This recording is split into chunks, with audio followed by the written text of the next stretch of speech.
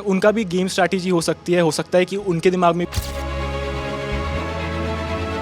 Tag है चुगली वाला, ये थोड़ा गलत है। बॉन्ड्स की अगर आप बात कर रहे तो ईशा और रजत की बात करूं मैं तो ईशा ने रजत को भाई माना है।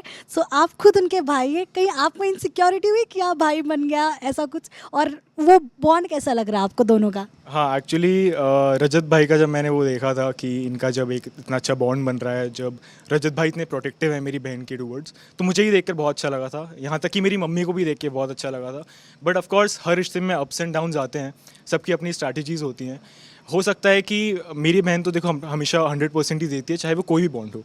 बट वो सेम एनर्जी रजत की तरफ से उनको वो नहीं मिली वापस, तो वो पीछे हो गई खुद ही।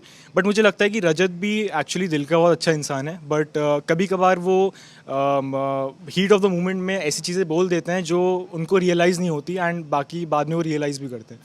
बट आई थिंक कि उनका जो बॉन्ड था वो काफ़ी प्योर था, स्पेशली मेरी बहन की तरफ से।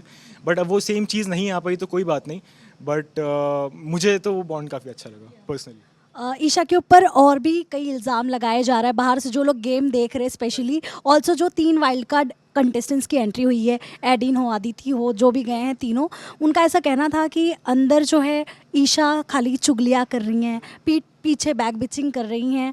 क्या कहना चाहेंगे उन लोगों को अगर मुंह तोड़ जवाब देना हो तो?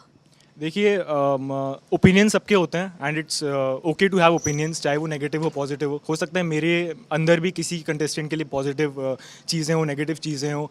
एक पर्सपेक्टिव बन जाता है कंटेस्टेंट्स की तरफ जब अपन बाहर से चीज़ें देखते हैं एज अ व्यूअर। अगर आप चीज़ें देख रहे हो तो मुझे लगता है जो टैग है चुगली वाला, ये थोड़ा गलत है।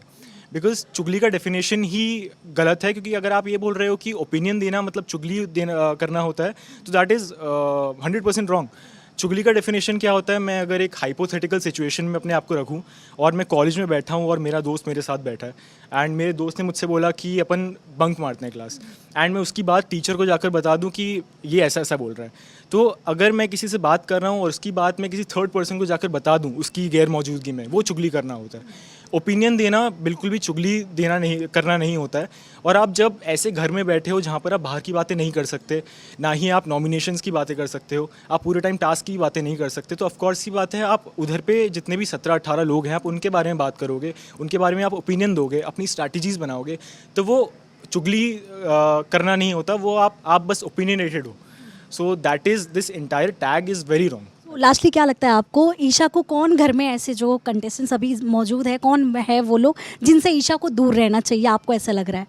मुझे लगता है कि बुरा कोई नहीं है उस घर में, क्योंकि सबकी अपनी अपनी स्ट्रैटेजीज़ हैं। और जब उस घर में एंटर होते हैं तो आपके सारे सोर्सेज ऑफ डोपामिन छीन लिए जाते हैं, तो आदमी वैसे ही इरिटेटेड होता है ना। आप बुक नहीं पढ़ सकते, आप म्यूज़िक नहीं सुन सकते। तो कई बार कई लोग ऐसे होते हैं जो थोड़े नेगेटिव दिखने लग जाते हैं, बट वो उनका 100% फॉल्ट नहीं होता, क्योंकि वो घर में ऐसी सर्कमस्टांसेस बन जाती हैं। तो अगर मुझे एडवाइस देनी है तो मैं बोलूँगा कि मतलब हाँ, आप उन लोगों से दूर रहो जो लोग अपने ही ग्रुप में स्टेबल नहीं रह पा रहे, पर उनका भी गेम स्ट्रैटेजी हो सकती है, हो सकता है कि उनके दिमाग में कुछ चल रहा हो। तो एज सच मुझे नहीं लगता कि कोई बहुत बुरा है जिनसे उनको दूर रहना चाहिए। मुझे लगता है कि उनको अपने गेम पे ही फोकस करना चाहिए जैसे वो कर रही हैं, अपने बॉन्ड्स ट्रूथफुली निभाने चाहिए जो उनके 4-5 लोगों के हैं, एंड बस दैट्स इट।